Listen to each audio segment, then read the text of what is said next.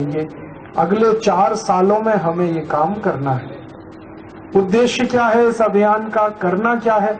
हमारे अभियान के 2 उद्देश्य हैं। पहला उद्देश्य तो आप सभी जानते हैं, योग, प्राणायाम और आयुर्वेद की मदद से भारत के एक एक नागरिक को स्वस्थ बनाना, निरोगी बनाना। हमारे भारत देश में बहुत सारी बीमारियां लोगों में फैली हुई हैं और आपको सुनकर हैरानी होगी कि भारत की जो कुल जनता है, जो कुल नागरिक है, उनमें से करीब करीब 75% नागरिक गंभीर रोगों के शिकार हैं। 5 करोड़ भारतवासियों को डायबिटीज हो चुकी है और हर साल 70 लाख लोगों को डायबिटीज हो रही है। 5 करोड़ को तो हो चुकी है, हर साल 70 लाख भारतवासी इसकी चपेट में आ रहे हैं। माने अगले साल 5 करोड़ 70 लाख को ये बीमारी हो चुकी होगी, उसके अगले साल 6 करोड़ 30-40 लाख लोगों को हो जाएगी। सरकार के बहुत डरावने आंकड़े हैं डायबिटीज के, बहुत तेजी से फैल रही है बीमारी। ऐसे ही 20 करोड़ भारतवासियों को ब्लड प्रेशर की बीमारी हो चुकी है, हाई बीपी। ऐसे ही करीब 5 करोड़ भारतवासियों को हृदय का अवरोध है, जिसको हम लोग अंग्रेजी भाषा में हार्ट का ब्लॉकेज कहते हैं, जिसमें हृदय घात हो जाता है, हार्ट अटैक आ जाता है। 12 करोड़ भारतवासियों को आंखों के रोग हो चुके हैं। 14 करोड़ भारतवासियों को दमा, अस्थमा, ब्रोंकियल अस्थमा और टीबी हुई है। 17 करोड़ भारतवासियों को घुटनों में दर्द है, कमर में दर्द है, कंधों में दर्द है। 8 करोड़ भारतवासियों को कैंसर हो चुका है और इसमें से 24 लाख हर साल मर रहे हैं। बहुत बुरा हाल है पूरे देश का। सारे देश में 77 करोड़ लोग गंभीर बीमारियों के शिकार हैं। अब एक तरफ तो बीमारियां बहुत तेजी से बढ़ रही हैं, दूसरी तरफ सरकार के पास इन बीमारियों का इलाज करने के लिए पैसे नहीं है। हमारी केंद्र की जो सरकार चलती है, जिसको आप दिल्ली सरकार मानते हैं, जिसके प्रधानमंत्री डॉक्टर मनमोहन सिंह है, इस सरकार का अभी थोड़े दिन पहले बजट आया 26 फरवरी 2010 को। आपने वो टीवी पे देखा होगा बजट भाषण, नहीं तो अखबारों में पढ़ा होगा। मैंने इस बार का बजट भाषण बहुत ध्यान से सुना तो वित्त मंत्री प्रणब मुखर्जी ने ये कहा कि इस बार भारत देश के गरीब और बीमार लोगों के लिए सरकार 22,300 करोड़ रुपए खर्च करेगी। गरीब और बीमार लोगों के लिए 22,300 करोड़ रुपए खर्च करेगी। मुझे बहुत खुशी हुई कि चलो अच्छी बात है, 22,300 करोड़ रुपए भारत के बीमार लोगों की चिकित्सा पे खर्च होंगे। लेकिन अगले ही वाक्य में उन्होंने ऐसी बात कही कि मेरा दिल बैठ गया। वित्त मंत्री ने कहा कि ये 22,300 करोड़ का जो खर्च होगा चिकित्सा के लिए, इसमें से 85% खर्चा तो जो चिकित्सक हैं, डॉक्टर, जो नर्सेज हैं, जो वार्ड बॉय हैं, हॉस्पिटल का जो स्टाफ है, उनकी तनख्वाह और टीएडीए पे ही खर्च हो जाएगा 85%। तो बचा हुआ जो 15% है वो दवाओं पे खर्च होगा। तो तुरंत मैंने पेन से हिसाब निकाला तो पता चला कि इस बार के बजट में भारत के हर व्यक्ति के इलाज के लिए सिर्फ 193 रुपए खर्च होगा। फिर सुनाता हूं आपको, 115 करोड़ की आबादी है और एक आदमी के इलाज के लिए सरकार खर्चा करेगी 193 रुपए। और कितने दिन में? साल भर में, एक दिन में नहीं। एक साल में कितने दिन होते हैं? 365। 365 दिन में 193 रुपया खर्च किया जाएगा हर भारतवासी पर। इसका माने 1 रुपया हर दिन का भी हिसाब नहीं निकलता। हिसाब निकलता है एक व्यक्ति की बीमारी पर केंद्र सरकार एक दिन में 50 पैसा खर्च करेगी। अब मुझे ये बता दो, 50 पैसे में कौन सी बीमारी ठीक कर लोगे आप अपनी?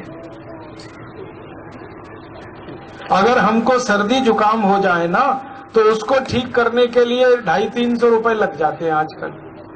और बुखार आ जाए, मलेरिया हो गया, टाइफाइड हो गया, वायरल फीवर हो गया, उसके इलाज के लिए 1,500-2 हजार खर्च हो लेते हैं। और कहीं एक्सीडेंट हो जाए, चोट लग जाए तो हजारों खर्च हो जाते हैं। तो 50 पैसे में कौन सी बीमारी मिटेगी इस देश की? किस आदमी का इलाज होगा? एक दिन में सरकार 50 पैसे खर्च करेगी एक आदमी पर। मुझे लगा कि ये तो सरकार मजाक कर रही है हमारे साथ। इसका मतलब सरकार खर्चा करे तो किसी का भी इलाज हो ही नहीं सकता। और ये केंद्र सरकार का हाल है, जिसके पास 11 लाख करोड़ रुपए है साल का खर्च करने का, वो सिर्फ 193 रुपए एक आदमी पे खर्च कर पाएगी। तो राज्य सरकार जो हरियाणा की है, जिसका बजट केंद्र सरकार का 10वां हिस्सा भी नहीं है, उनका खर्चा तो मुश्किल से 40-50 रुपए है साल का। और दोनों सरकारों का खर्च मिला दें तो 250 रुपए बैठता है। अब 250 रुपए साल में किसी का इलाज नहीं हो सकता, कोई बीमारी ठीक नहीं हो सकती। इसका माने सरकार के भरोसे किसी का इलाज नहीं हो सकता। उन्होंने अपनी डायबिटीज ठीक कर ली योग और प्राणायाम से। करोड़ों लोगों ने ब्लड प्रेशर ठीक कर लिया योग और प्राणायाम से। हजारों लोगों ने अपना कैंसर ठीक कर लिया योग और प्राणायाम से। लाखों लोगों ने घुटने का दर्द, कमर का दर्द ठीक कर लिया योग और प्राणायाम से। 148 बीमारियों का इलाज है योग और प्राणायाम में। और इस पद्धति की सबसे बड़ी विशेषता यह है कि खर्चा इसमें 1 पैसे नहीं होता और बीमारी सभी ठीक हो जाती है। हमारे हरिद्वार में हर दिन 2000 मरीज आते हैं योग पीठ में। उनमें से 100 से 150 मरीज होते हैं कैंसर के, हर रोज आते हैं। माताएं भी होती हैं, भाई भी होते हैं। और अब वो कैंसर के मरीज आते हैं जब सब जगह से थक जाते हैं, हार जाते हैं। हर जगह का डॉक्टर उनको कह देता अब कोई इलाज नहीं हो सकता, तो वो हरिद्वार आ जाते हैं। फिर योग सीखते हैं, प्राणायाम सीखते हैं। और जब वो आते हैं ना, तो डॉक्टर ने उनको बोला हुआ होता है कि 15 दिन में मर जाओगे, 20 दिन में मर जाओगे, महीने भर में मर जाओगे। तो हर समय डरते रहते हैं और बाबा जी का पहले आशीर्वाद लेते हैं। तो बाबा जी का आशीर्वाद मिला तो हिम्मत आ जाती है कि चलो अब मरेंगे नहीं जल्दी। फिर योग शुरू कर देते हैं, प्राणायाम शुरू कर देते हैं। हफ्ते 10 दिन में हालत बहुत सुधर जाती है। फिर अपने घर चले जाते हैं और घर में 8-10 महीने लगातार करते हैं और वापस जब आते हैं तो एकदम ठीक हो जाते हैं। तो हम उनको वापस कहते हैं कि जाओ वो डॉक्टर के पास जिसने आपको कहा था कि 15 दिन में मर जाओगे। तो वापस जाते हैं डॉक्टर के पास। तो डॉक्टर उनको देख के कहता है ये तो कोई चमत्कार है। और वो चमत्कार किसका है? योग और प्राणायाम का। तो योग और प्राणायाम में इतनी ताकत है कि कैंसर जैसी बीमारी में अब लोग मर नहीं रहे हैं, योग प्राणायाम करके ठीक हो रहे हैं। तो हम चाहते हैं कि इस योग प्राणायाम की विद्या को गांव-गांव पहुंचा दें और हर व्यक्ति को सिखा दें, ताकि हर व्यक्ति अपना इलाज कर ले और दूसरे का इलाज करके भी मदद करे किसी की। हमारे भारत में एक बड़ी गहरी बात कही जाती है। भारत में ये कहते हैं कि मनुष्य जीवन का अंतिम लक्ष्य क्या? तो आप वेद पढ़ो, ऋग्वेद पढ़ो, यजुर्वेद पढ़ो, सामवेद पढ़ो, अथर्ववेद पढ़ो, उपनिषद पढ़ो। तो चाहे वेद पढ़ो, चाहे उपनिषद पढ़ो, चाहे ब्राह्मण ग्रंथ पढ़ो, जितने पुराने शास्त्र हैं कुछ भी पढ़ो, हर जगह एक ही उत्तर है। मनुष्य जीवन का अंतिम लक्ष्य क्या? तो मोक्ष की प्राप्ति, ये जीवन का अंतिम लक्ष्य है। अब मोक्ष किसको मिलता है? तो हमारे वेद कहते हैं जो व्यक्ति अपने दुखों को दूर कर लेता है, फिर दूसरों के दुखों को दूर करने का काम करता है, उसी व्यक्ति को मोक्ष हो जाता है। आप अपने दुख दूर कर लो, आपकी बीमारी ठीक कर लो, ब्लड प्रेशर ठीक कर लो, कोलेस्ट्रॉल ठीक कर लो, ट्राइग्लिसराइड ठीक कर लो, दमा ठीक कर लो, अस्थमा ठीक कर लो, जो भी बीमारी है आपने ठीक कर ली, माने आपके दुख दूर हो गए। अब दूसरे की भी बीमारी ठीक करने के प्रयास में आप लग जाओ तो पक्की बात है आपको तो मोक्ष हो ही जाएगा। तो मैं आपके पास आया इसी चक्कर में, मेरे स्वार्थ से आया। मेरा स्वार्थ क्या है? मुझे मोक्ष चाहिए, स्वर्ग की सीट चाहिए। ये लोकसभा की सीट में कुछ नहीं रखा, राज्यसभा में भी कुछ नहीं रखा, मर के तो जाना है ना अंत में वहीं, तो स्वर्ग की सीट चाहिए। मेरा आधा काम हो चुका है, आधा बाकी है। आधा काम क्या हो गया? मैंने मेरी सब बीमारी ठीक कर ली है, मुझे कोई बीमारी नहीं है, कोई दुख नहीं है। प्राणायाम करके, योग करके मैंने सब अपने को फिट कर लिया। अब आधा काम बाकी है कि आपकी भी बीमारी ठीक हो जाए मेरे कारण, तो मुझे स्वर्ग में सीट मिल जाएगी। इसलिए आपके पास आया कि आप जल्दी से ठीक हो जाओ, स्वस्थ हो जाओ, निरोगी हो जाओ। योग सीख लो, प्राणायाम सीख लो, अपनी बीमारियां मिटा लो, तो मेरे स्वर्ग की सीट पक्की हो जाएगी। और मैं स्वर्ग चला गया तो पीछे पीछे आप भी आ जाना सब। आप कैसे आओगे? आपकी बीमारी मिटी, आप किसी और को सिखा देना, उसकी बीमारी मिट जाएगी तो आपकी सीट पक्की हो जाएगी और हम सब स्वर्ग में इकट्ठे होंगे फिर। और वहां कुछ करना नहीं रहता, ऐसा सुना है स्वर्ग में कुछ काम नहीं रहता। अब कुछ काम नहीं है तो करेंगे क्या? दिन भर वहां भी योग प्राणायाम नहीं करेंगे और करेंगे क्या? इंद्र को सिखाएंगे, इंद्र के चेले चपाटों को सिखाएंगे और उनको भी फिर कहेंगे भैया नरक में भेज दो, वहां भी सिखा देंगे सबको। तो मैंने आपको मजाक में लेकिन गंभीर बात कही है कि आप बीमारी से मुक्त हो जाओ, दुख आपके जितने हैं वो सब दूर कर लो योग प्राणायाम सीख के। और योग प्राणायाम की कक्षाएं यहाँ लगती हैं, हरियाणा में सब जगह लगती है, आपके गांव में भी लगती है? हाँ। अरे बताओ, 2008 से लग रही है और 2 शिविर हो चुके हैं, तो यहाँ तो आप लग जाओ इसमें। बहुत बढ़िया। तो यहाँ भी कक्षा लग रही है और निःशुल्क लगती है, कोई पैसा लगता नहीं। बहनों भी आए और भाई भी आए और आप सीख लो। क्या क्या सीखना है? थोड़ा कपालभाति सीख लो, थोड़ा अनुलोम विलोम, थोड़ा भस्त्रिका, थोड़ा भ्रामरी, थोड़ा उद्गीत, 4-5 प्राणायाम है मुख्य मुख्य, वो सीख लो। 2 घंटे में सीख लेता है कोई भी। बस फिर रोज अभ्यास करने की बात है। अभ्यास करोगे तो एक एक बीमारी सब खत्म होती जाएगी और फिर आप दूसरों को भी सिखा दो तो आपका भी काम हो जाए, हमारा भी काम हो जाए।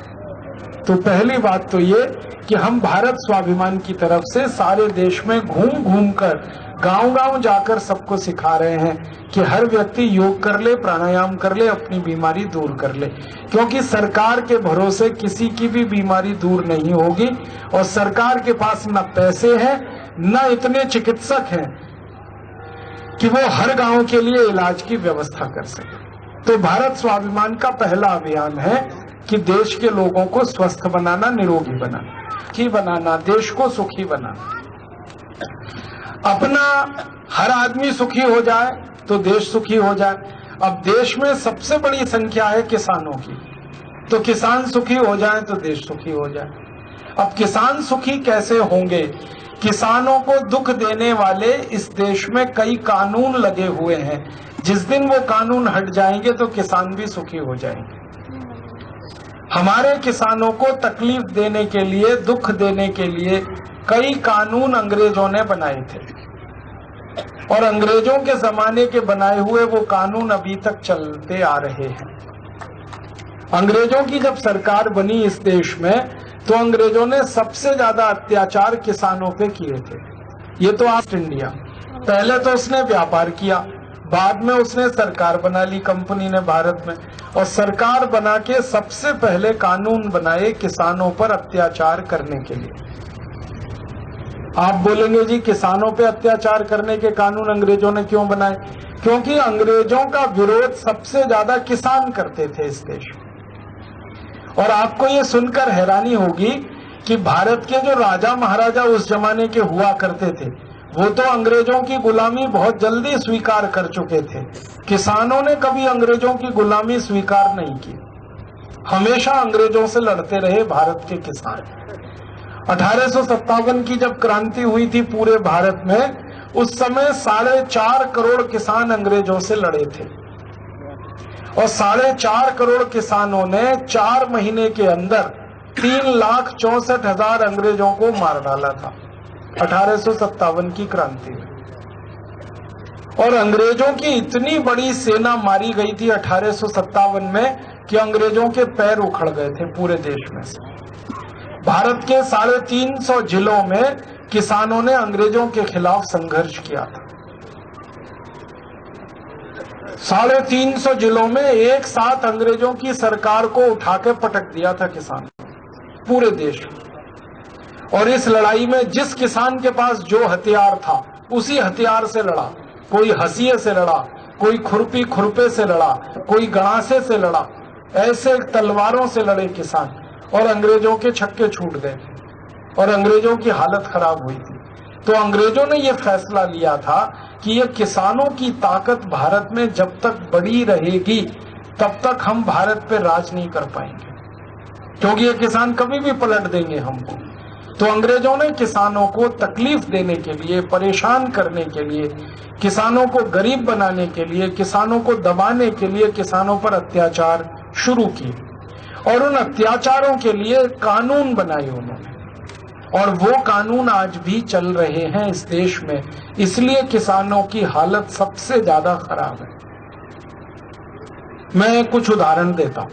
सबसे पहला कानून अंग्रेजों ने जो बनाया किसानों पर अत्याचार करने के लिए, वो कानून बना सन 1840 में, और उस कानून का नाम है लैंड एक्विजिशन एक्ट। हिंदी में कहते हैं इसको भूमि अधिग्रहण अधिनियम। अब इसको सरल भाषा में कहूं तो जमीन को हड़पने का कानून, जमीन को छीनने का कानून। किसानों की जमीन शुरू किया, और ये कानून जिस अंग्रेज ने बनाया उस अंग्रेज का नाम था डलहौजी। डलहौजी नाम का एक अंग्रेज इस देश में गवर्नर जनरल बन के आया और उसने 1840 में ये कानून लागू करवाया। इस कानून में क्या किया गया? हमारे भारत में ऐसा होता था कि जो गांव की जमीन होती थी वो या तो किसानों की होती थी या ग्राम सभा की होती थी, बाकी जमीन किसी की नहीं होती थी इस देश में। सन 1840 के पहले इस देश में जमीन का बंटवारा इस तरह से था कि गांव की जो सार्वजनिक जमीन है वो ग्राम सभा की संपत्ति है, और गांव की जो व्यक्तिगत जमीन है वो किसानों की संपत्ति है। सार्वजनिक जमीन का मतलब क्या होता है? जैसे हर गांव में कुछ तालाब होते हैं, तो तालाब की जमीन गांव समाज की है, ग्राम सभा की है। हर गांव में गोचर की जमीन हुआ करती थी। गोचर माने गाय के चरने वाली जमीन, भैंस का चरने के लिए, गाय के चरने के लिए जो जमीन होती थी। तो गोचर की जमीन हो, तालाबों की जमीन हो, मंदिर की जमीन हो, मठ की जमीन हो, ये सब जमीनें होती थी ग्राम सभा की। और कहीं कहीं पे जंगलों की जमीन भी ग्राम सभा की होती थी। जंगल गांव के नजदीक हुआ करते थे तो जंगल ग्राम सभा की संपत्ति होते थे। तो एक जमीन होती थी ग्राम सभा की और दूसरी जमीन होती थी किसानों की। जिस जमीन पे खेती होती थी वो जमीन किसानों की संपत्ति मानी जाती थी। ये अंग्रेज जो आया डलहौजी, इसने क्या किया कि ग्राम सभा की जमीन को तो पहले छीना इसने, और बाद में किसानों की जमीन भी छीन ली उसने। और जमीन छीनने के लिए जो कानून बनाया उसने, उसी का नाम है लैंड एक्विजिशन एक्ट। 1840 में कानून बना, भारत में लागू हो गया। परिणाम यह हुआ कि 10 करोड़ किसानों से जमीनें छीनी अंग्रेजों की सरकार ने, और जिन किसानों की जमीनें चली गई इस कानून के चलते, वो सब किसान भूमिहीन हो गए, जमीन के विहीन हो गए। और भूमिहीन किसानों का एक बड़ा वर्ग इस देश में तैयार हुआ।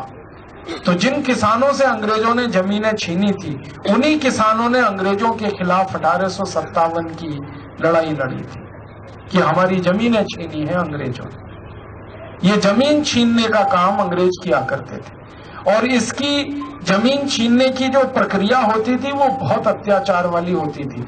अंग्रेजों की पुलिस आती थी, गांव के किसानों को डंडों से मारा जाता था, पीटा जाता था, लाठियों से, डंडों से गोलियां चलाई जाती थी उनके ऊपर, और गांव का गांव खाली किया जाता था, और तब अंग्रेज सरकार वो जमीन को छीन लिया करती थी। मैं आपको एक सच्ची कहानी सुनाता हूं। हमारा ये जो दिल्ली है ना, दिल्ली देश की राजधानी, इस दिल्ली में एक राष्ट्रपति भवन बना हुआ है। आपने कभी कभी देखा होगा टीवी में। और राष्ट्रपति भवन के बगल में संसद भवन बना हुआ है। इसके पुराने दस्तावेज मैंने निकाले तो पता चला कि जहां पर इस समय राष्ट्रपति भवन है और जहां पर संसद भवन है, वहां एक गांव होता था। उस गांव का नाम था मालचा। तो मालचा गांव के किसानों से जमीनें छीनी अंग्रेजों ने। मालचा गांव के किसानों ने जमीन देने से मना किया। उनका कहना था ये जमीन हम नहीं दे सकते, क्योंकि हमारे बाप दादों से हमारी संपत्ति है, हम अंग्रेजों को दे नहीं सकते। तो अंग्रेजों ने मालचा गांव के किसानों पर अंधाधुंध गोलियां चलाई थी और 33 गांव के नागरिक उसमें मारे गए थे और गांव पूरा अंग्रेजों ने खाली करा दिया था। फिर उस गांव की जमीन छीनकर गांव के नागरिकों को भगा दिया और उस जमीन पर अंग्रेजों ने वॉयसराय भवन बनाया। उसी वॉयसराय भवन को आज राष्ट्रपति भवन कहते हैं। और मैंने पुराने रिकॉर्ड्स निकाल कर पढ़ा तो मुझे इतना दुख हुआ कि जिन किसानों से ये जमीनें छीनी गई उनको 1 रुपया भी मुआवजे में मिला नहीं जमीन का। और मालचा गांव के किसानों को एक दिन ढूंढते ढूंढते मैं दिल्ली में पहुंच गया तो मैंने उन गांव के लोगों से कहा कि तुमको मुआवजा तो दिया नहीं अंग्रेजों ने। उन्होंने कहा 1 रुपया नहीं दिया। मुआवजा मांगा तो गोली चलाई हमारे ऊपर, 33 लोग मर गए हमारे, और बाकी किसानों को मारपीट के गांव से निकाल दिया उन्होंने। तो मैंने कहा तुम क्या कर रहे हो अब तक? तो कह रहे हैं कि तब से हम सुप्रीम कोर्ट में मुकदमा लड़ रहे हैं। कितने साल हो गए? 1924 के साल से ये मुकदमा सुप्रीम कोर्ट में चल रहा है मालचा गांव का। और अभी तक 33 किसानों को जिन अंग्रेजों ने मार डाला उन अंग्रेजों के खिलाफ कोई न्याय नहीं मिला और गांव के किसी आदमी को 1 रुपए का मुआवजा नहीं दिया, पूरी जमीन छीन ली। और मैंने जब सारे दस्तावेज देखे तो पता चला वो सारी जमीन छीनी गई एक कानून के आधार पर। उसी कानून का नाम है लैंड एक्विजिशन एक्ट, भूमि अधिग्रहण अधिनियम। ये भारत का राष्ट्रपति भवन 33 किसानों की लाश पर खड़ा हुआ है। भारत का संसद भवन 33 किसानों की लाश पर खड़ा हुआ है। और 1927 से आज कितने साल हो गए? 1927 से 2000 आप जोड़ो 73 साल होते हैं। और 2010 83 सालों से किसान अपने न्याय के लिए भटक रहे हैं, लेकिन न्याय नहीं मिल रहा है और सुप्रीम कोर्ट इस मामले में कोई फैसला भी नहीं दे रहा है। 83 साल से ये मुकदमा चल रहा है। मैंने सुप्रीम कोर्ट के एक न्यायाधीश को पूछा ये मुकदमे में 83 साल से फैसला क्यों नहीं आ रहा है? तब उस न्यायाधीश ने कहा कि राजीव भाई, ये जो लैंड एक्विजिशन एक्ट का कानून है इसमें सुप्रीम कोर्ट कोई फैसला नहीं दे सकता, क्योंकि सुप्रीम कोर्ट के भी अधिकार के बाहर है ये कानून। अंग्रेजों ने इस कानून को एक ऐसी व्यवस्था करके तय किया है कि इसमें सुप्रीम कोर्ट हस्तक्षेप नहीं कर सकता, हाई कोर्ट हस्तक्षेप नहीं कर सकता। अब मेरे दिल में ये बात आती है कि ये कानून 1924 में चलता रहा, 1840 में लागू हुआ क्योंकि हम गुलाम थे। अब 15 अगस्त 47 को हम आजाद हो गए तो ये कानून तो जला देना चाहिए था, ये कानून तो खत्म हो जाना चाहिए था, क्योंकि अंग्रेजों ने बनाया था ये तो अत्याचार करने के लिए। अब दुख की बात यह है कि ये कानून आजादी के 63 साल के बाद भी लगा हुआ है और इस देश के किसानों के ऊपर आज भी अत्याचार कर रहा है ये कानून। अब क्या अत्याचार कर रहा है? अंग्रेजों ने इस कानून की मदद से 10 करोड़ किसानों से जमीनें छीनी थी और अंग्रेजों के जाने के बाद पिछले 63 सालों में इस कानून की मदद से 14 करोड़ किसानों की जमीनें छीन चुकी हैं। ये जो गुड़गांव बना है ना आपके हरियाणा में, ये लाखों किसानों की छीनी गई जमीन पर बना है गुड़गांव। ये हर बड़े जिले में आप देखते हो ना, इंडस्ट्रियल डेवलपमेंट कॉरपोरेशन की बड़ी बड़ी जमीनें हैं, ये लाखों किसानों से छीनी गई जमीन पर हैं। ये हमारे देश में रेलवे लाइन बिछी है, लाखों एकड़ जमीन किसानों से छीनी गई है रेलवे लाइन बिछाने के लिए। ये जो सड़कें बन रही हैं हमारे देश में, हजारों लाखों करोड़ों किसानों से छीनी गई जमीन पर बन रही हैं। ये सरकार के बिजली घर खड़े हैं जगह जगह, ये किसानों की जमीनों पर खड़े हैं। ये भारत देश में बड़े बड़े जो पब्लिक सेक्टर के कारखाने चलते हैं, BHEL है, Bharat heavy electricals limited, steel authority of India limited, ऐसे 244 बड़े बड़े पब्लिक सेक्टर के कारखाने सब किसानों से छीनी हुई जमीन पर लगे हुए। और मैंने पिछले 63 साल के पुराने दस्तावेज ढूंढ ढूंढ के देखा तो मुझे बहुत दुख होता है। अंग्रेजों ने 10 करोड़ किसानों से जमीनें छीनी। इन देश के आजादी के बाद के काले अंग्रेजों ने तो 14 करोड़ किसानों से जमीनें छीनी। और आज भी जमीन जब छीनी जाती है ना किसानों से, तो तरीका वही है अंग्रेजों वाला। पुलिस आती है, लाठीचार्ज करती है, कलेक्टर आता है, पुलिस को गोली चलाने का आदेश देता है, हजारों लाखों किसान गोली में मारे जाते हैं और उनकी जमीन एक झटके में सरकार के हाथ में चली जाती है। आप रोज अगर टेलीविजन देखते हो, अखबार पढ़ते हो, तो आपको याद होगा अभी थोड़े दिन पहले भारत में बंगाल का एक गांव था, अभी भी वो गांव तो है लेकिन वहां के किसान अब नहीं रह गए। सिंगूर नाम का एक गांव था, वहां की पूरी जमीन सरकार ने छीन ली, पूरे गांव की जमीन, और जमीन थी करीब 50,000 एकड़, किसानों से छीन लिया। किसान तैयार नहीं थे जमीन बेचने को, सरकार ने जबरदस्ती छीन लिया। आप बोलोगे कैसे जबरदस्ती छीन सकती है? कानून में ऐसा प्रावधान है कि किसी भी किसान की इच्छा नहीं है अपनी जमीन बेचने की, तो भी सरकार उससे जमीन छीन सकती। वो कैसे छीनते हैं? तरीके उन्होंने बना रखे हैं। वो क्या करते हैं, जैसे मैं किसान हूं रिसालिया खेड़ा का, और सरकार कहे कि मेरी जमीन उसको चाहिए, मैं कहूंगा नहीं देनी क्योंकि मैं इस पे 4 फसल लेता हूं। तो सरकार क्या करेगी, मेरे नाम से बैंक में एक खाता खोला जाए, मेरा हस्ताक्षर नहीं होगा उसमें, लेकिन मेरे नाम से खाता खोला जाए और जमीन का मुआवजा जबरदस्ती मेरे खाते में जमा करके जमीन सरकार अपने हाथ में ले लेगी और मैं कुछ नहीं कर सकता सरकार का।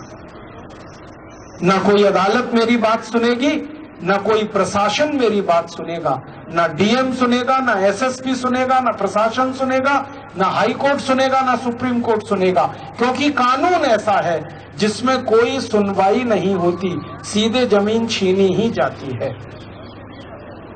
अब आजादी के पहले 10 करोड़ किसानों से जमीन छीनी, आजादी के बाद 14 करोड़ किसानों से जमीन छीनी जा चुकी हैं और ये सारी जमीनें सरकार के कब्जे में है।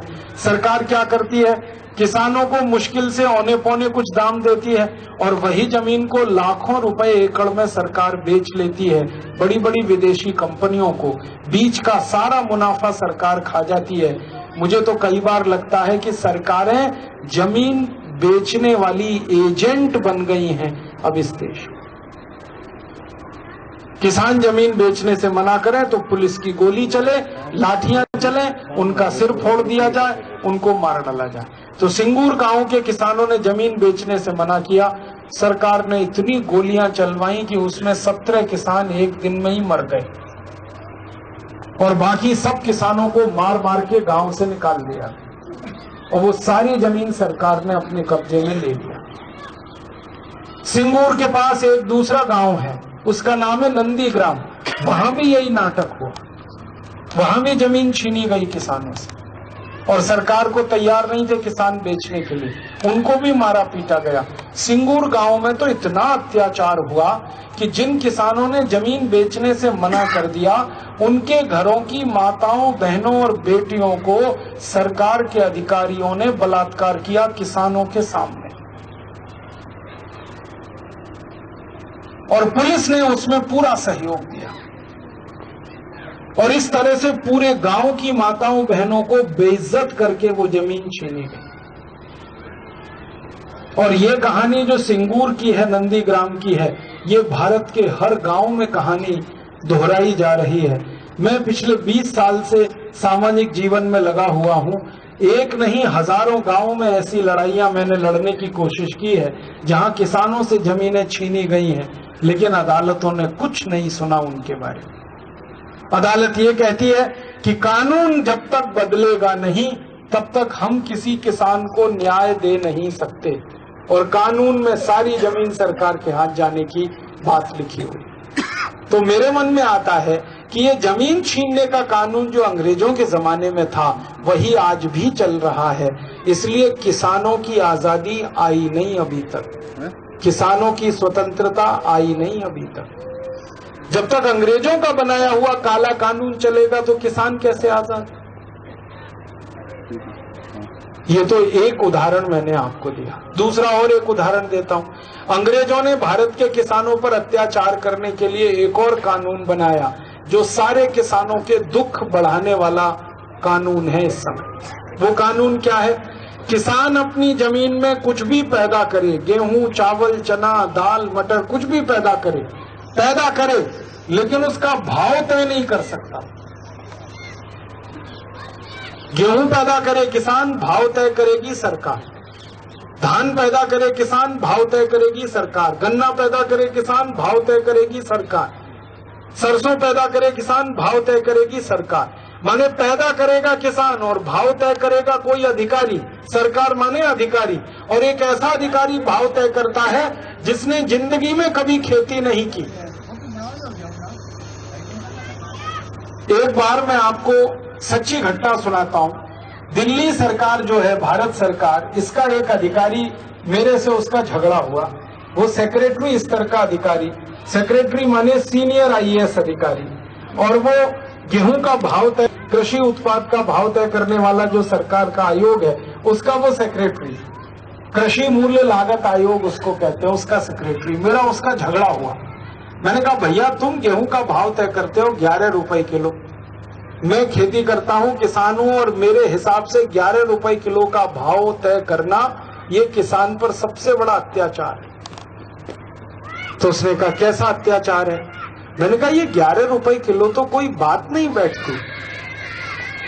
हम 1 किलो गेहूं पैदा करें, मात्र 11 रुपए में बिके। कहने लगे कितने में बिकना चाहिए? मैंने कहा भैया 100 ग्राम का साबुन 15 रुपए में बिकता है इस देश में। साबुन खरीदो नहाने का, किसी भी कंपनी का लेने जाओ तो 100 ग्राम का साबुन 15 रुपए का है।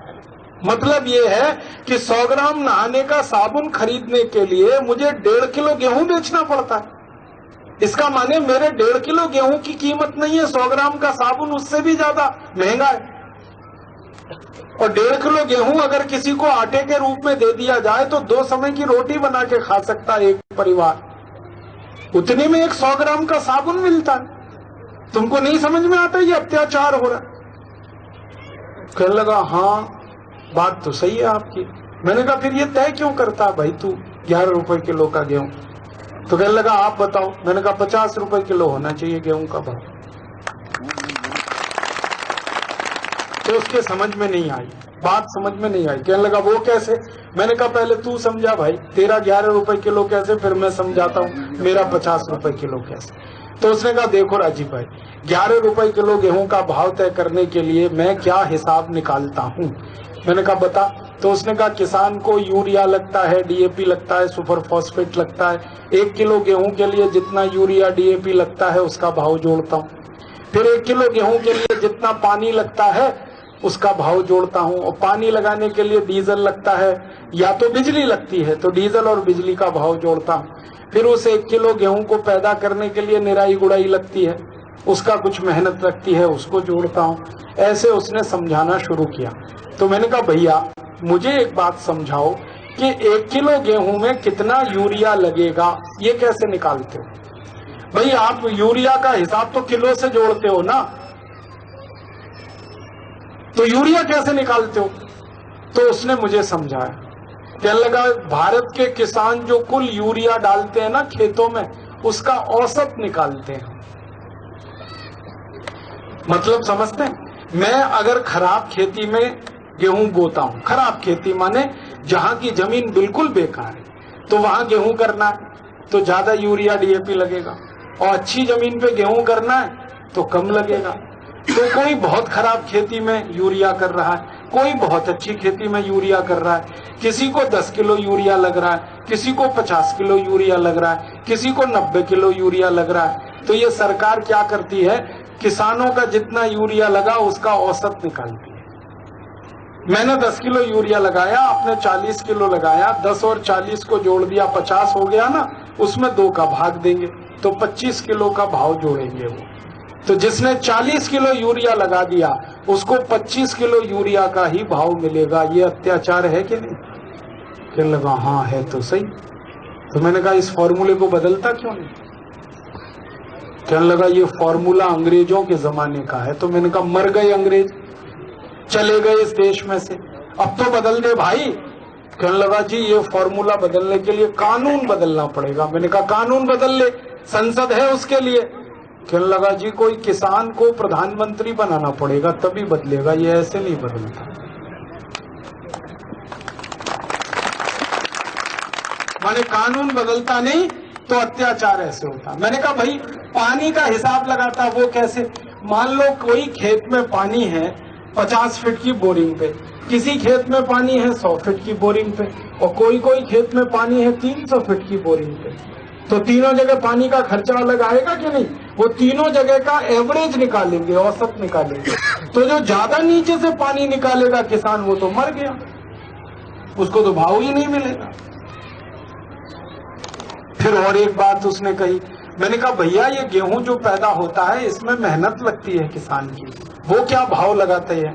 तो कहने लगे किसान मेहनत तो वैसे 365 दिन करता है खेत में, लेकिन हम उसकी मेहनत का भाव जोड़ते हैं 140 दिन का बस। अब देखो कैसे अत्याचार हो रहा है किसानों पे। मेहनत करेगा किसान 365 दिन खेत में, गेहूं करेगा, सरसों करेगा, धान करेगा, गन्ना करेगा, कुछ भी करेगा, खेत तो खाली नहीं रहता। तीसरी लगती है किसान साल भर मेहनत करता है, लेकिन सरकार जब भाव जोड़ती है किसी वस्तु का तो मेहनत 140 दिन की ही गिनती है किसानों की, 365 दिन की मेहनत नहीं गिनती सरकार। इसका माने आधे से ज्यादा दिन की मेहनत फोकट में चली जाती है किसानों की। और जो मेहनत जोड़ी जाती है किसानों की भाव तय करने में, वो मेहनत है जो सबसे कम मजदूरी वाली मेहनत है। हमारे देश में सबसे कम मजदूरी वाली मेहनत है नरेगा योजना। आपने सुना नरेगा एक योजना चल रही है, उसमें क्या मेहनत मिलती है? 100 रुपए रोज, और मेहनत कितनी? 8 घंटे की। तो 8 घंटे की मेहनत में 100 रुपए रोज की जो मजदूरी बनती है नरेगा योजना में, किसान की मजदूरी उतनी ही जोड़ी जाती है गेहूं की फसल करने के समय में। एक तो 140 दिन की मेहनत जोड़ते हैं और 100 रुपए रोज के हिसाब से जोड़ते हैं। और बड़ा विचित्र है ये देश कि जो किसान गेहूं पैदा करके देश को मदद कर रहा है उसको मेहनत 100 रुपए रोज की है, और वो किसान अपना खेत बेच दे और किसी बैंक में जाके चपरासी हो जाए और चपरासी होकर झाड़ू पोछा लगाने लगे तो उसकी रोज की मेहनत 300 रुपए की हो जाती है। खेत में हल जोते तो 100 रुपए का मेहनताना है, और बैंक में जाके झाड़ू पोछा लगाए तो 300 रुपए का मेहनताना है। इसका माने सरकार का फॉर्मूला ऐसा है जो किसानों को खेत बेचने के लिए मजबूर करता है, माने खेती में घाटा ही घाटा है। एक तो 365 दिन की मेहनत में 140 दिन का मेहनताना, दूसरा मेहनताना सबसे सस्ता। और ये अत्याचार कब से चल रहा है? अंग्रेजों के जमाने से चल रहा है। तो सेक्रेटरी ने अपनी बात समझा दी। अब मैंने कहा इसको उल्टा करने की जरूरत है। कहने लगा क्या? मैंने कहा किसान जो खेत में मेहनत करता है वो 365 दिन की जुड़नी चाहिए, क्योंकि सभी कारखाने में यह नियम है कि नहीं? हर कारखाने में मजदूर जो मजदूरी कर रहा है उसको 365 दिन के हिसाब से भुगतान होता है कि नहीं होता? सारे सरकारी कर्मचारियों को 365 दिन के हिसाब से भुगतान होता है कि नहीं होता? ये हमारे योग शिक्षक टीचर हैं, इनसे पूछ लो, इनकी सारी तनख्वाह 365 दिन के हिसाब से इनको मिलती है। तो किसान को 365 दिन के हिसाब से क्यों नहीं? उसको 140 दिन का क्यों मिलना चाहिए? और हमारे तो सरकारी कर्मचारी 365 दिन में कम से कम 100 दिन की छुट्टियों का मजा मारते हैं, फिर भी उनको तनख्वाह मिलती है। तो किसान को क्यों नहीं मिलनी चाहिए 365 दिन की तनख्वाह? अब जिस सेक्रेटरी से मेरा झगड़ा हो रहा था, मैंने कहा भैया तुझे एक दिन की मेहनत कितनी मिलती है? उसने कहा मुझे तो एक दिन की 3000 रुपए मिलती है। मैंने कहा हरामी के पिल्ले, 3000 रुपए तू अपनी रोज की मेहनत गिनता है और किसान को एक दिन की मेहनत देने में 100 रुपए में तेरी दम निकलती है? तेरे बाप का पैसा है ये? तेरे घर से जा रहा है क्या ये? तूने कहा साहब मैं क्या करूं, कानून ऐसा है, नियम ऐसा। मैंने कहा कानून को आग लगा दो। तो उसने कहा आप जिस दिन किसानों की भीड़ इकट्ठी करके दिल्ली ले आएंगे उसी दिन आग लगा देना आप इस कानून में। हमारे ऐसे अत्याचारी कानून है हमारे किसान। और जब मैंने किसान की मेहनत को जोड़ा बैंक के कर्मचारी की मेहनत के हिसाब से, जो रोज 300 रुपए पाता है, और किसान की मेहनत 365 दिन की जोड़ी मैंने, और एवरेज वाला फॉर्मूला निकाल के मैंने हिसाब लगाया, तो गेहूं का 1 किलो का मूल्य 50 रुपए आता है, धान का 1 किलो का मूल्य 40 रुपए आता है, कपास का 1 किलो का मूल्य 52-55 रुपए आता है। कपास का माने कपास होती है 5500 रुपए क्विंटल की, गेहूं होता है 5000 रुपए क्विंटल का, धान होता है 4500 रुपए क्विंटल का, सरसों हो जाती है आज जो कीमत है उससे 3 गुनी ज्यादा, सब कीमतें बढ़ती हैं। तो सेक्रेटरी कहने लगा आपके हिसाब से अगर किसानों को कीमत देने लगे तब तो किसान करोड़पति हो जाएंगे। मैंने कहा उन्हीं को करोड़पति बनाना है, तभी देश करोड़पति होगा।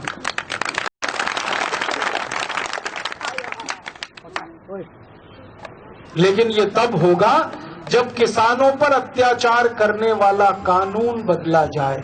जब तक वो कानून चलेगा तब तक कुछ नहीं होने वाला।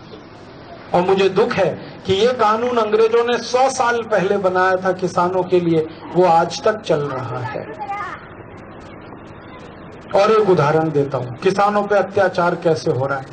हमारे भारत में जो बैंक खुली हुई है ना, बैंकें, गांव गांव में शाखाएं हैं बैंकों की। एक बार मैंने भारत के वित्त मंत्री को एक सवाल पूछवाया कि भारत की बैंकों में जो पैसा जमा होता है बचत का, इसमें किसानों का कितना है और शहर वालों का कितना है। बैंकें तो दोनों ही जगह है ना, शहर में भी है गांव में भी। तो गांव की बैंकों में किसान कितनी बचत जमा करते हैं और शहर के लोग जो बैंकों में पैसा जमा करते हैं वो कितना है। तो वित्त मंत्री ने 6 महीने लगाए ये जवाब देने में, लेकिन जवाब ये आया कि गांव के किसान जो बैंकों में पैसा जमा करते हैं वो 77% है और शहर के लोग जो बैंकों में पैसा जमा करते हैं वो 23% है। इसको सरल भाषा में समझाता हूं। अगर बैंक में 100 रुपए जमा है तो उसमें से 77 रुपया किसानों का है, 23 रुपया शहर के किसी भाई का है। ऐसे समझ लो। बैंकों में कुल 40 लाख करोड़ रुपए जमा है इस समय, कुल सब बैंकों में। State bank of India, Punjab national bank, bank of India, सब बैंकों में मिला के 40 लाख करोड़ रुपए जमा है। अब इन 40 लाख करोड़ रुपयों में 77% किसानों का जमा पैसा है। ये समझ में आया? 40 लाख करोड़ का 77% अगर आप निकालो तो लगभग 30 लाख करोड़ के आसपास बैठता है, 30-32 लाख करोड़। इतना किसानों का पैसा है बैंकों में। तो ठीक है, ये बात समझ में आई। इसका माने बैंकों में ज्यादा पैसा किसानों का है। फिर दूसरा सवाल पूछवाया मैंने वित्त मंत्री से कि ये जो किसान बचत का पैसा बैंकों में रखते हैं, वापस किसानों को कर्ज की जरूरत पड़े तो बैंक इसमें से कितना पैसा किसानों को देती है और कितना पैसा शहर वालों को देती है कर्ज के रूप में। तब वित्त मंत्री ने जवाब ही नहीं दिया, क्योंकि घोटाला इसी में है। जवाब नहीं दिया। तब मुझे कानून की मदद लेनी पड़ी, राइट टू इंफॉर्मेशन एक्ट की मदद ली मैंने, RTI। तब जवाब आया, मैंने मजबूरी में जवाब दिया। जवाब क्या दिया? उन्होंने कहा कि किसानों की जो बचत है बैंकों में वो 77% है, लेकिन कर्जे के रूप में किसानों को सिर्फ 4% ही मिलता है। समझ में आ रही है बात? हम जमा करते हैं खून पसीने की कमाई अपनी बचत के रूप में 77%, 30 लाख करोड़ की हमारी कमाई है बैंकों में, और उसमें से हमको मिलता है मुश्किल से 3-4% कर्जे के रूप में। और बाकी किसको मिलता है? बाकी मिलता है शहर वालों को। और शहर वालों में भी किसको? टाटा, बिरला, डालमिया, धीरू भाई अंबानी, नुस्ली वाडिया, इनको मिलता है। ये जो बड़े बड़े पूंजीपति घराने हैं, ये आपके दिए गए पैसे पर तागड़ धिन्ना करते हैं। तागड़ धिन्ना माने मौज मजा करते हैं। किसान पैसा जमा करते हैं, पूंजी बचाते हैं, पैसा बचाते हैं। किसान की आदत क्या है? 100 रुपए कमाना, उसमें से 90 रुपए बचाना, ये किसान की आदत है। और ये पूंजीपतियों की आदत क्या है? 100 रुपए कमाना और 110 रुपए गंवाना, ये इनकी आदत है। सारे बड़े पूंजीपतियों का अगर बैलेंस शीट आप निकालोगे तो बचत से ज्यादा उनका खर्चा है, और किसानों का बैलेंस शीट आप निकालोगे तो खर्चे से ज्यादा उनकी बचत है। माने देश के लोगों की जिंदगी चलाने के लिए किसान ना सिर्फ खेत में अन्न पैदा कर रहा है बल्कि बैंकों में पूंजी भी पैदा कर रहा है किसान, लेकिन उसकी पूंजी उसी को नहीं मिलती। कोई भी किसान बिना रिश्वत और घूस दिए बैंक से कर्ज ले ही नहीं सकता। तो आपने रिश्वत दी, घूस दी, ट्रैक्टर ले लिया, अब ट्रैक्टर आपको मिलेगा तो कर्ज देना पड़ेगा 14%, 13%, 12%, 11%, इतनी ब्याज पर आपको ट्रैक्टर खरीदने का कर्ज मिलेगा। लेकिन मैं शहर में रहता हूं और शहर में रहने के लिए मारुति कार खरीदनी हो तो मुझे 7% की ब्याज दर पे ही मारुति मिल जाएगी। मोटरसाइकिल लेनी हो, स्कूटर लेना हो, मारुति लेनी हो तो मुझे ब्याज देना पड़ेगा 7-8%, और मैं गांव में रहकर ट्रैक्टर चलाऊं और ट्रैक्टर खरीदूं तो ब्याज देना पड़ेगा 14%। माने दुगना ब्याज किसानों से बैंक वसूलती है, जबकि पैसा किसानों का ही है बैंक में। आपको समझ में आ रहा है कितना शोषण हो रहा? एक तो आपका पैसा आपको कर्जे में नहीं देते, बड़े बड़े उद्योगपतियों को दे देते, फिर आपसे उसी कर्जे के लिए दुगना ब्याज लेते हैं जो शहर वालों से नहीं लेते। ऐसी लूट मचा रखी है सरकारों ने। और तकलीफ क्यों है ये? क्योंकि कानून वैसा है इस देश में। और मैं आपको जो कहानी सुना रहा हूं ये एक दो कानून की कहानी नहीं, ऐसे 34,735 कानून हैं इस देश में जो किसानों की जिंदगी से खेल रहे हैं। किसानों के जी को जंजाल बना रखा है इन कानून। एक कानून है इस देश में जो किसानों पर अत्याचार करता है, इंडियन पुलिस है। उसमें पुलिस के अधिकारी को डंडा पकड़ा दिया सरकार ने, जब चाहे किसी किसान पर लाठीचार्ज कर सकती है और सिर फोड़ सकती है पुलिस। आप कुछ नहीं बिगाड़ सकते पुलिस का। आप कहीं पर अपनी कोई मांग के लिए सरकार के सामने धरना करें, प्रदर्शन करें, पुलिस आएगी, लाठियों से आपका सिर फोड़ देगी। और जो पुलिस वाला लाठी आपको मारेगा, अगर आपने उसकी लाठी पकड़ के अपने को बचाने की कोशिश की तो मुकदमा आपके खिलाफ बनेगा, पुलिस वाले के खिलाफ नहीं। आपको मालूम है मुकदमा क्या बनता है? मुकदमा बनता है कि आपने पुलिस वाले को ड्यूटी करने से रोका, इसका मुकदमा बनता है। और उसकी ड्यूटी क्या है? आपका सिर फोड़े वो अपनी लाठी से, ये उसकी ड्यूटी है। ऐसा कानून चल रहा है हमारे देश। और मुझे बहुत दुख है, इसी कानून के आधार पर अंग्रेजों की पुलिस ने लाला लाजपत राय के सिर में लाठियां मारी थी और लाला लाजपत राय की मौत हुई थी। वो कहानी तो आप जानते हो। 1927 में लाहौर में लाला लाजपत राय ने अंग्रेजों की सरकार के खिलाफ एक जुलूस निकाला। उस जुलूस में लाठीचार्ज किया। लाठीचार्ज हुआ तो लाला जी के सिर में 14 लाठियां मारी एक अंग्रेज अधिकारी ने, और लाला जी की उसी में मौत हुई थी। लाठियां मारी तो सिर फट गया, खून निकला, हॉस्पिटल ले जाते लाला जी मर गए। और ये अत्याचार जिस व्यक्ति के सामने हुआ था उनका नाम था शहीद आजम भगत सिंह। उनकी आंखों के सामने ये लाठीचार्ज हुआ था। उस समय शहीद आजम भगत सिंह 20 साल के थे, लाला जी के साथ उस जुलूस में शामिल थे। क्योंकि भगत सिंह लाला जी को तो अपने हाथों से उन्होंने लाला जी का अंतिम संस्कार किया था, शहीद आजम भगत सिंह ने। लेकिन गुस्सा ये था कि अंग्रेज पुलिस अधिकारी ने लाठियों से मारा मेरे गुरु को, इस अंग्रेज अधिकारी को तो सजा मिलनी ही चाहिए। तो उन्होंने क्या किया? शिकायत दर्ज की सबसे पहले। और शिकायत जब दर्ज की तो कहां दर्ज हुई? पहले पुलिस में गई। आप जानते हो सभी शिकायत पुलिस में दर्ज होती है। तो शिकायत नहीं लिखी गई भगत सिंह की। क्यों? अंग्रेजी अधिकारी ने कहा कि लाला जी की मौत हुई उसमें हमें अफसोस है, लेकिन जिस अधिकारी ने लाठियां चलाई हैं उसको अधिकार था लाठी मारने का, क्योंकि कानून कहता है, राइट टू ऑफेंस है पुलिस अधिकारी को।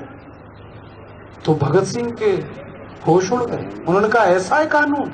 हाँ ऐसा ही है।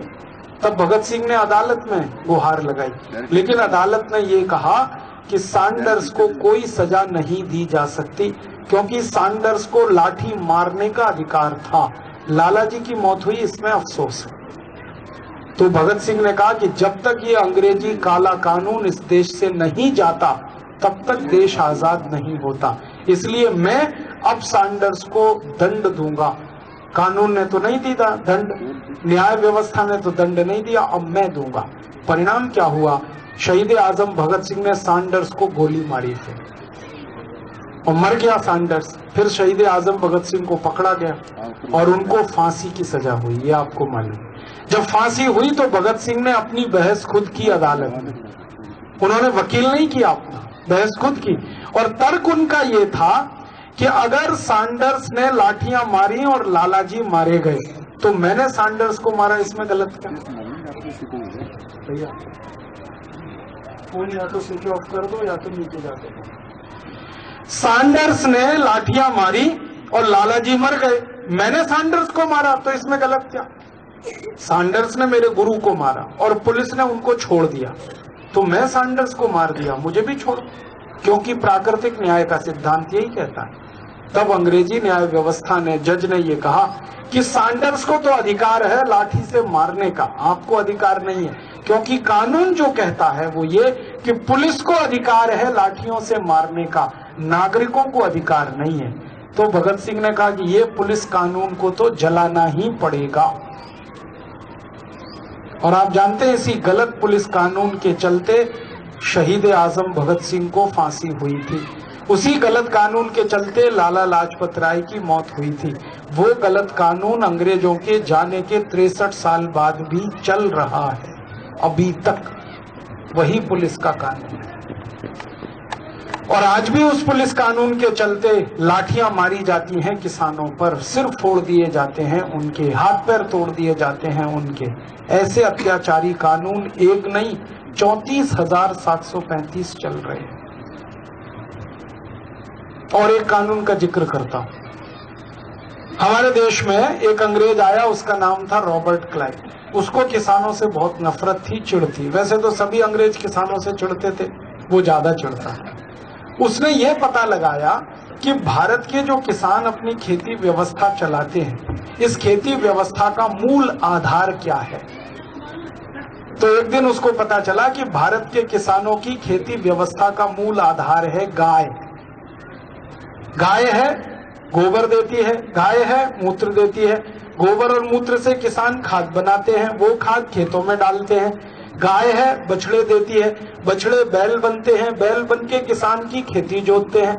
गाय है, दूध देती है, दूध से किसान पुष्ट होते हैं, मजबूत होते हैं, दूध पीते हैं। उसी गाय के दूध का दही खाते हैं, छाछ पीते हैं, उसी का घी खाते हैं, तो शरीर में ताकत आती है। माने किसानों के लिए हर तरह से गाय महत्व की है। ये रॉबर्ट क्लाइव को पता चल गया, तो उसने सबसे पहला काम किया कि गाय को ही काटो, क्योंकि किसान के काम की चीज है।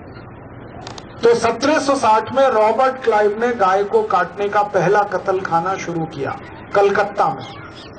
कलकत्ता में एक मोहल्ला है, उसका नाम है मोरी ग्राम। उस मोरी ग्राम मोहल्ले में पहला कत्ल खाना खुला 1760, और उस कत्ल खाने में 300 गाय रोज कटती थी। धीरे धीरे अंग्रेजों ने ऐसे 350 कत्ल खाने खोल दिए पूरे देश में। और अंग्रेज जब 15 अगस्त 1947 को भारत से गए तो 350 कत्ल खाने गायों को काट रहे थे। फिर होना क्या चाहिए था? 15 अगस्त 1947 को जैसे ही अंग्रेज गए सारे कत्ल खाने बंद होने चाहिए थे, गाय का कटना बंद होना चाहिए था।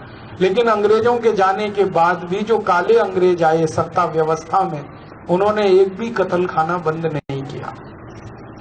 वो मोरी ग्राम का कत्ल खाना जो 1760 में शुरू हुआ, हर दिन 300 गाय कटती थी वहां, आज भी वो मोरी ग्राम का कत्ल खाना चल रहा है। जब मैं आपसे बात कर रहा हूं, अभी 21 मार्च है, 2010 है, हर दिन मोरी ग्राम कत्ल खाने में 14,000 गाय कट रही है। अंग्रेजों के जमाने में 300 गाय कटती थी। और मोरी ग्राम जैसे भारत में इस समय 36,000 कत्ल खाने हैं, जहां हर साल 4 करोड़ गाय कट रही है, 2.5 करोड़ गाय कट रही है, 1.5 करोड़ बैल और बछड़े कट रहे हैं, माने 4 करोड़ गोवंश कट रहा है आज भी। अंग्रेजों के जमाने से गाय कटना शुरू हुआ, अंग्रेजों के जाने के 63 साल बाद भी गाय कट रही है। नुकसान किसका हो रहा है? इसको किसानों को हो रहा है, क्योंकि 4 करोड़ गाय और गोवंश कटेगी तो गोबर और मूत्र कम हो जाएगा, गोबर और मूत्र कम हो जाएगा तो किसानों के लिए खाद कम पड़ेगा, खाद कम पड़ेगा तो किसानों को मजबूरी में यूरिया डीएपी डालना पड़ेगा, और यूरिया डीएपी हर साल महंगा होता जाए, महंगा होता जाए, महंगा होता जाए, तो किसानों की खेती घाटे में आ जाएगी। वो हो रहा है इस समय। आज से 15 साल पहले 70 किलो माने 50 किलो यूरिया 70 रुपए का था, अब 50 किलो यूरिया 350 रुपए का हो गया। आज से 15 साल पहले 1 किलो डीएपी 3 रुपए का था, अब 1 किलो डीएपी 24 रुपए का हो गया। सुपर फॉस्फेट और भी महंगा है। डीजल एक जमाना था किसानों को 3 रुपए 80 पैसे लीटर मिलता था, आज डीजल 38 रुपए लीटर हो गया। तो किसानों को मजबूरी में यूरिया डीएपी डालना पड़ता है, मजबूरी में डीजल का उपयोग करना पड़ता है, क्योंकि बैल कम हो गए तो ट्रैक्टर से खेती करानी पड़ती है, ट्रैक्टर चलेगा तो डीजल चलेगा, और गाय और गोवंश कम हो गया तो गोबर और मूत्र कम हो गया, तो खाद कम हो गई तो यूरिया डीएपी डालना पड़ेगा। अब दोहरा नुकसान किसानों को हो रहा है। गाय कटती है, गोवंश कटता है। एक गाय जिंदगी में किसानों को 20 लाख रुपए का खाद बना के देती है। एक गाय जिंदगी में, जिंदगी माने 20 साल में, एक गाय की जिंदगी 20 साल होती है। 20 साल में वो जितना गोबर और मूत्र देती है उससे लगभग 20 लाख रुपए का खाद पैदा हो जाता है, और खाद के अलावा कीटनाशक भी हो जाता है। और गाय जिंदगी में 20 साल में कम से कम 15 बार मां बनती है। देशी गाय अगर है तो 15 बार मां बनती है, तो किसी ना किसी को जन्म देगी, या तो बछिया और या तो बछड़ा। बछड़ा जन्म देगी तो बैल बनेगा, बैल बनेगा तो खेत में मदद करेगा, सामान को ढोने में मदद करेगा। बछिया होगी तो फिर मां बनेगी और फिर किसी को जन्म देगी।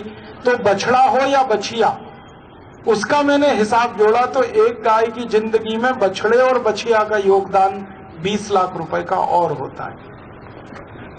माने 20 लाख रुपए का गोबर मूत्र और 20 लाख रुपए का बछड़ा और बछड़ी, माने एक गाय आपको 40 लाख रुपए का फायदा देती है जब वो जिंदा रहती है, और जब वो कत्ल खाने में कट जाती है तो मुश्किल से 15-20 हजार रुपए का फायदा किसी कसाई को मिलता है, वो भी देश को नहीं मिलता। अब 4 करोड़ गाय कटे तो आप हिसाब लगा लो, 4 करोड़ गाय या गोवंश कटे और एक गाय की जिंदगी से पूरे समय में हमें 40 लाख रुपए की आमदनी होती हो देश को, तो 4 करोड़ में 40 लाख का गुणा कर लाखों करोड़ों रुपए का नुकसान हो रहा है देश में। और ये कैसे हो रहा है? अंग्रेजों के जमाने के बनाए गए कानून के आधार पर नुकसान हो रहा है। और ऐसे कानून मैंने आपसे बार बार कहा, एक दो नहीं है, 34,735 है। तो अब क्या किया जाए? तो मुझे तो एक ही बात समझ में आती है कि इन अंग्रेजों के बनाए हुए 34,735 कानूनों को जितनी जल्दी हो जला दिया जाए, फूंक दिया जाए, खत्म कर दिया जाए। इन कानूनों की हमें जरूरत नहीं है। अंग्रेजों ने ये कानून बनाए हमारे किसानों पर अत्याचार करने के लिए, हम क्यों चलाएं इन कानूनों को? अब समस्या ये है कि इन कानूनों को जलाना हो, माने हटाना हो, मिटाना हो, खत्म करना हो, तो एकमात्र जगह है सारे देश में, उसका नाम है संसद। संसद ही कानूनों को हटा सकती है, संसद ही कानूनों को बदलवा सकती है, और संसद ही नए कानून लागू करवा सकती है। तो भारत की संसद पर इतना दबाव डाला जाए कि वो ये सारे अंग्रेजों के कानूनों को बदलने के लिए मजबूर हो। ये कोशिश, ये प्रयास हम कर रहे हैं भारत स्वाभिमान की तरफ से। एक कोशिश हम जो कर रहे हैं वो ये कर रहे हैं कि अंग्रेजों की, माफ करना, अंग्रेजी चिकित्सा व्यवस्था के कारण जो लोगों को इलाज नहीं हो पा रहा है, लोग दरबदर की ठोकरें खा रहे हैं। हर व्यक्ति का इलाज उसके घर में ही हो जाए, गांव में हो जाए, योग प्राणायाम की मदद से कुछ ज्यादा खर्चा ना करना पड़े। दूसरी कोशिश हम कर रहे हैं वो ये कि भारत के 34,735 किसान विरोधी अंग्रेजी कानूनों को हटाया जाए और उसको हटाने के लिए संसद पर दबाव डाला जाए। और संसद में इस समय 48 राजनीतिक दलों के सांसद बैठते हैं। इनके ऊपर दबाव डालने का एकमात्र तरीका है कि इनकी कुल संख्या से ज्यादा बड़ी संख्या अपनी की जाए। हमारे भारत में कोई भी काम करना हो तो बहुमत चाहिए, आपको मालूम है। संसद में करना है तो भी बहुमत चाहिए, संसद के बाहर करना है तो भी बहुमत चाहिए। तो भारत की संसद से हमें ये काम करवाना है, 34,735 किसान विरोधी अंग्रेजी कानूनों को हटवाना है। तो हमें ताकत चाहिए, बहुमत चाहिए।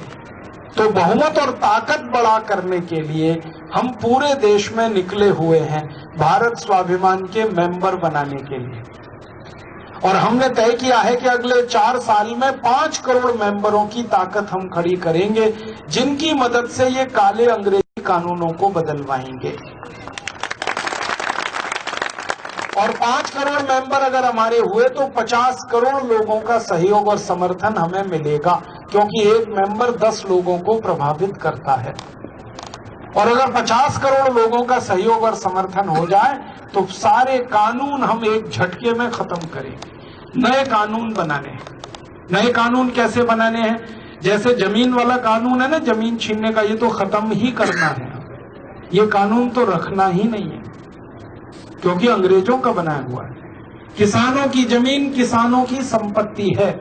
अगर सरकार को कोई जमीन किसानों से चाहिए तो सरकार किसानों के पास आए, भीख मांगे, किसानों के पांव छुए, किसानों के पांव पे पगड़ी रखे सरकार अपनी, और किसान का दिल पसीजे कि हाँ भैया चलो थोड़ी जमीन देता हूं, तब तो ठीक है। किसान की मर्जी के बिना तो राष्ट्रपति भी जमीन ना ले सके, ऐसा कानून हमें बनाना है। इसके मर्जी है किसान की, अपनी जमीन वो देना चाहता है तो दे दे, सरकार नहीं ले सकती जब तक किसान की मर्जी नहीं है तब तक। और इस कानून में हमें एक ऐसी व्यवस्था करानी है कि अगर मान लो किसी किसान ने जमीन दे दी, थोड़ी देर के लिए कल्पना करो कि आपके गांव के किसानों ने 10 एकड़ जमीन दे दी, किसी किसान की जमीन उसमें चली गई। अब वो किसान क्या करेगा जिंदगी भर? तो आप कहोगे सरकार ने पैसे तो दे दिए। पैसे तो क्या है, पैसे में कोई दम है क्या? वो तो नोट जो है ना तुरंत खर्च होता है, उसमें क्या है? जमीन तो जिंदगी भर की संपत्ति है। जमीन का पैसा मिला वो तो 2 साल में खर्च हो लेगा। क्योंकि मैंने गुड़गांव के किसानों को देखा है जिन्होंने जमीनें बेची थी, अब वो किसान गुड़गांव के घरों में झाड़ू पोछा कर रहे हैं। पहले जमींदार थे, अब घरों में नौकर बनके उनकी माताएं, बहनें, बेटियां जिंदगी बिता रही हैं, क्योंकि जमीन निकलते ही पैसा आया, 2 साल में खर्च हो लिया। और ज्यादा पैसा आता है, जल्दी खर्च होता है। तो ये कोई बात नहीं हुई कि पैसे मिल गए। बात तब बनेगी कि जमीन हमने दी, हमारी जमीन पे कोई कारखाना लगा। मान लीजिए आपके गांव की मैं कहानी कहता हूं, हम आए, हमने कहा सरकार यहाँ एक कारखाना लगाना चाहती है, जमीन दे दो। तो यहाँ कारखाना लग गया, आपने जमीन दे दी। अब उस कारखाने में जो भी चीज बनेगी और वो चीज बाजार में बिकेगी, उसमें जितना मुनाफा होगा उस मुनाफे में किसान का भी हिस्सा होगा, क्योंकि जमीन उसने दी थी, हवा में कारखाना नहीं लगा था। हम ऐसा कानून बनाना चाहते हैं इस देश में, हर हिस्सा किसान का भी निकले जमीन में से। आज भारत में 244 पब्लिक सेक्टर के कारखाने हजारों हेक्टेयर जमीन पे खड़े हुए हैं। ये लाखों करोड़ों रुपए की आमदनी कर रहे हैं, उसमें से किसान का हिस्सा होना ही चाहिए, क्योंकि जमीन तो उसने दी, हवा में कारखाना नहीं चल रहा है।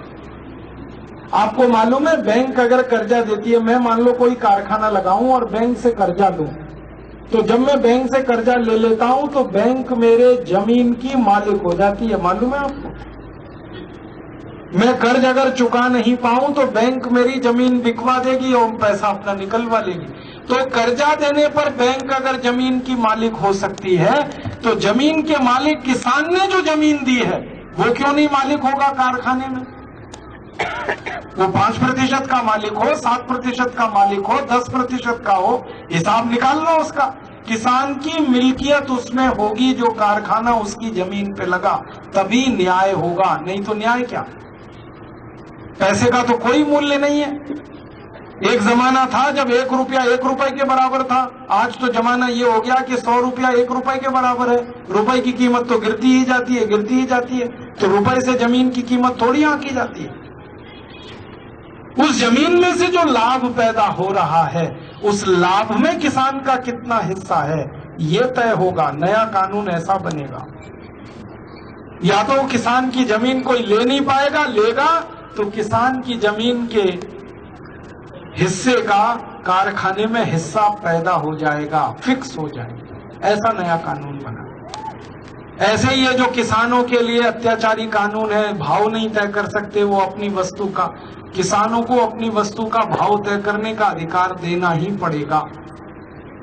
क्योंकि सड़क पे बैठा हुआ जो जूता बनाने वाला कर्मचारी है ना, कारीगर, वो अपने जूते का भाव तय कर लेता है, तो 77 करोड़ किसानों को भाव तय करने का अधिकार क्यों नहीं होना चाहिए।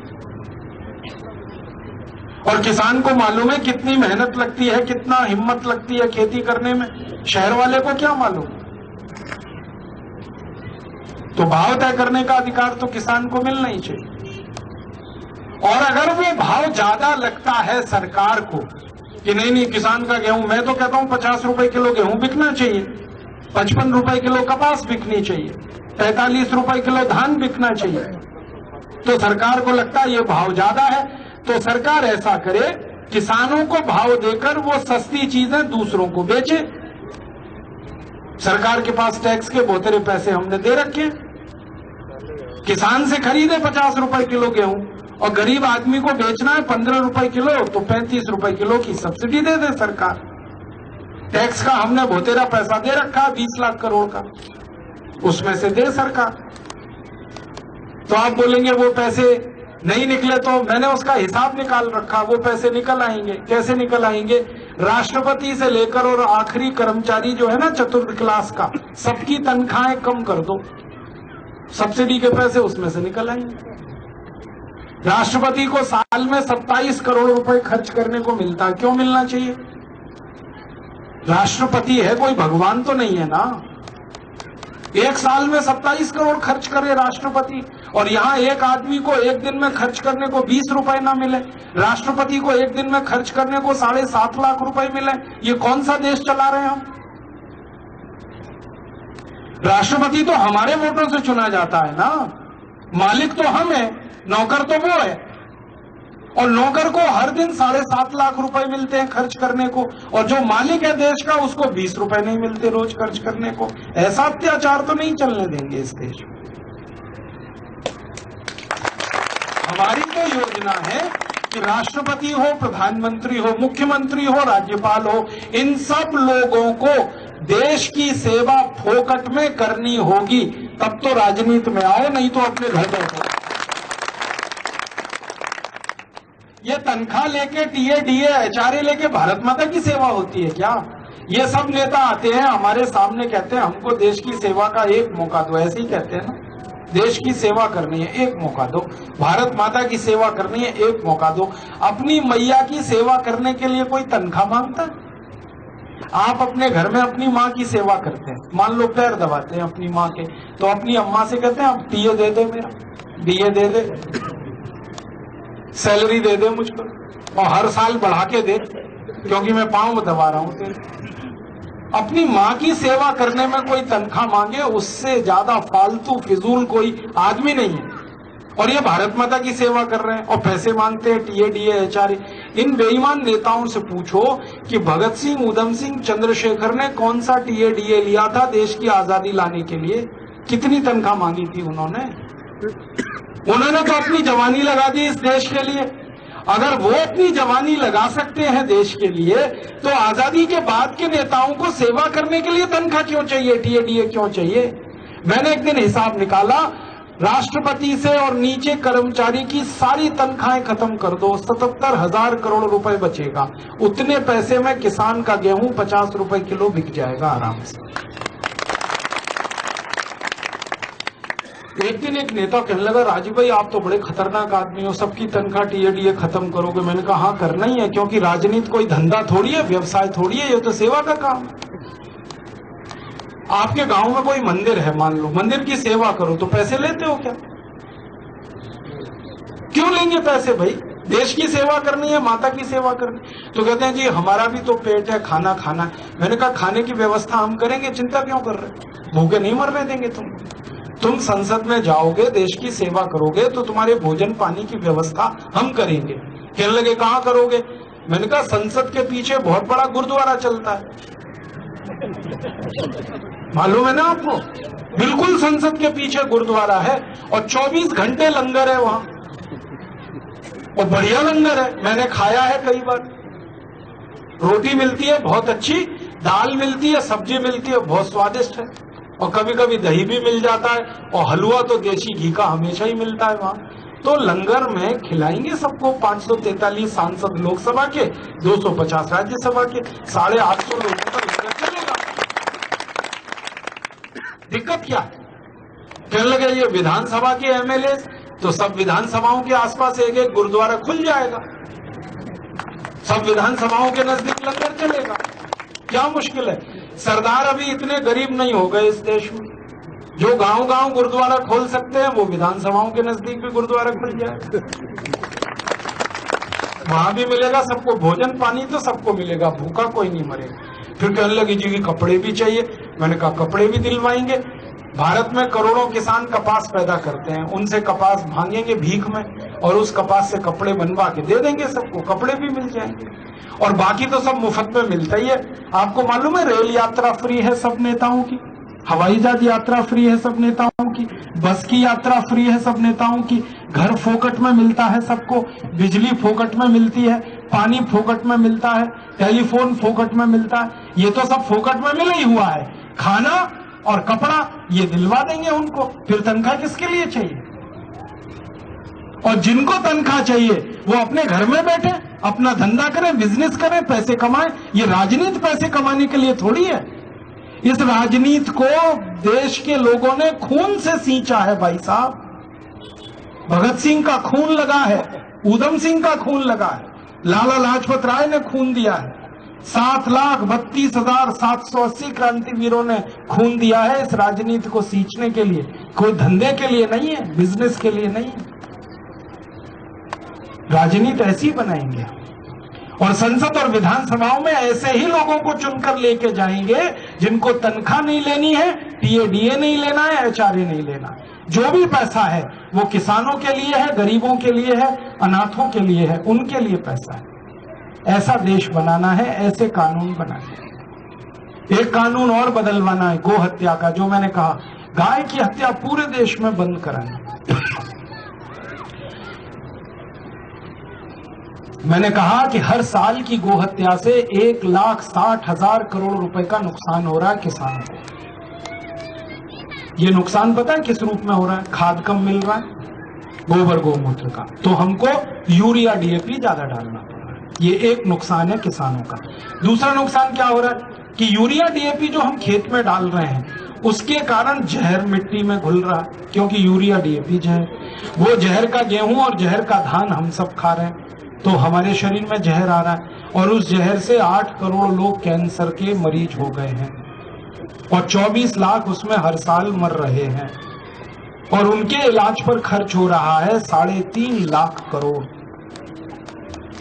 1.5 लाख करोड़ का किसानों का नुकसान है, 1,60,000 करोड़ का, और 3.5 लाख करोड़ खर्च हो रहा है उन मरीजों पर जो कैंसर से मर रहे हैं। तो देश का खर्चा तो 5 लाख करोड़ से ज्यादा हो रहा है जानवरों को कटवाने में। और ये जानवर भगवान ने काटने को नहीं दिए, हमारी मदद के लिए दिए। तो इन जानवरों का कत्ल बंद कराएंगे, गाय का, बैल का, भैंस का, बकरी का, बकरे का। फिर कुछ लोग कहेंगे जी हमको तो मांस ही खाना है, ऐसा कुछ लोग बोलेंगे ना। तो मांस खाने की अपने देश में जरूरत नहीं है, मांस खाने की जरूरत उन देशों में है जहां दाल पैदा नहीं होती, सब्जी पैदा नहीं होती, गेहूं चावल नहीं होता, वो मांस खा के पेट भरते हैं अपना।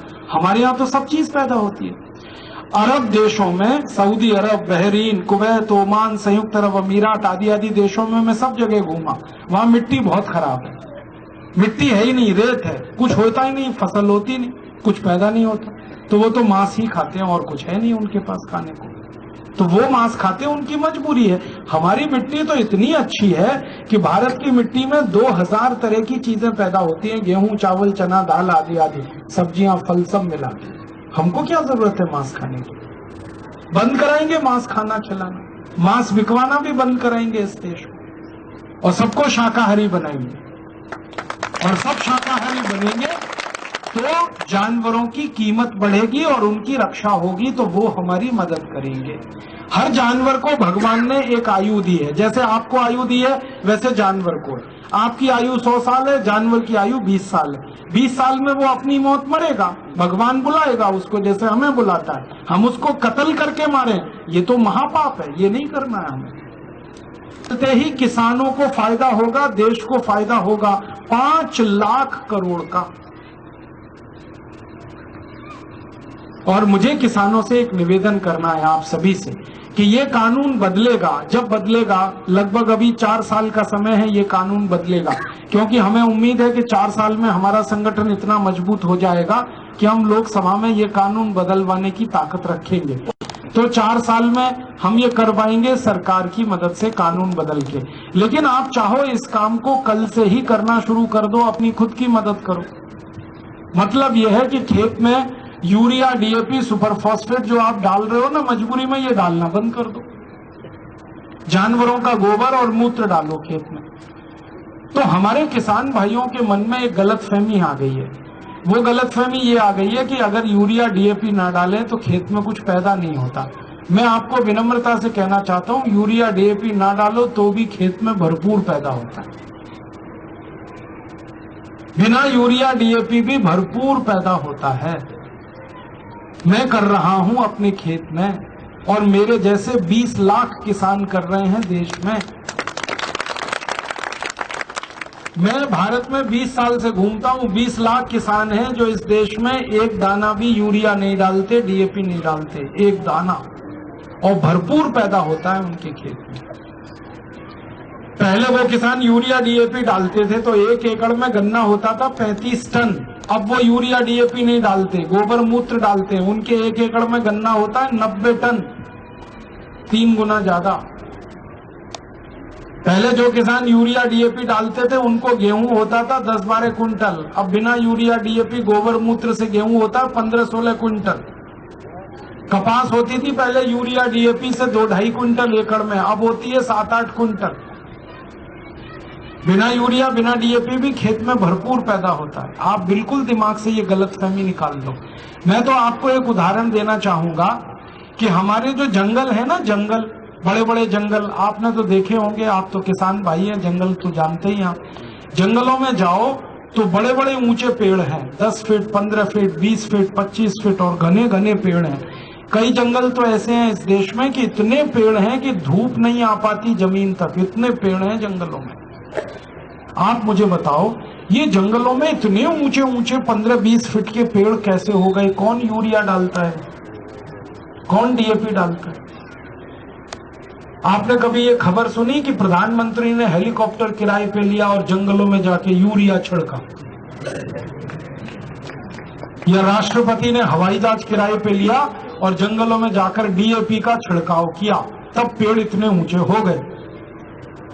जंगलों में एक दाना भी यूरिया कोई डालता नहीं, डीएपी कोई डालता नहीं, फिर भी ऊंचे ऊंचे पेड़ होते हैं। तो आपके खेत में भी बिना यूरिया, डीएपी ऊंची ऊंची फसल हो सकती है। ये दिमाग से निकाल दो कि यूरिया, डीएपी के बिना फसल नहीं होती, खूब अच्छी फसल होती। अब आपको मैं एक गहरी बात समझाता हूं सरल शब्दों में, जो समझ में आ जाए तो बहुत अच्छा होगा। फसल होती कैसे है किसी भी खेत में या जंगल में? ये जो हमारी मिट्टी है ना, मिट्टी, इस मिट्टी में छोटे छोटे जीवाणु होते हैं। इन जीवाणुओं की संख्या करोड़ों में होती है। एक मुट्ठी मिट्टी हाथ में ले लो और उसमें जीवाणु गिनोगे तो करोड़ों में निकलेंगे, करोड़ों की संख्या में।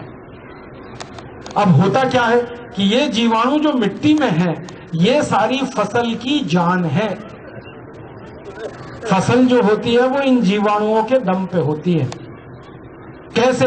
हमारी जो मिट्टी है ना, मिट्टी में सूक्ष्म पोषक तत्व होते हैं, कैल्शियम है, जैसे आयरन है, जैसे सिलिकॉन है, जैसे मॉलिब्डेनम है। और ये जो छोटे छोटे जीवाणु हैं, ये सूक्ष्म पोषक तत्वों को पौधे की जड़ तक पहुंचाने का काम करते हैं। और पौधे की जड़ तक ये सूक्ष्म पोषक तत्व पहुंचते हैं तो पौधा बड़ा होता है। और जैसे ही पौधा बड़ा होता है उसके पत्ते निकलते हैं, तो पत्ते निकलते ही पौधा सूर्य की गर्मी खींचना शुरू कर देता है। ये जो पत्ते होते हैं ना पौधे के, कोई भी पत्ता, वो सूर्य का प्रकाश खींचता है।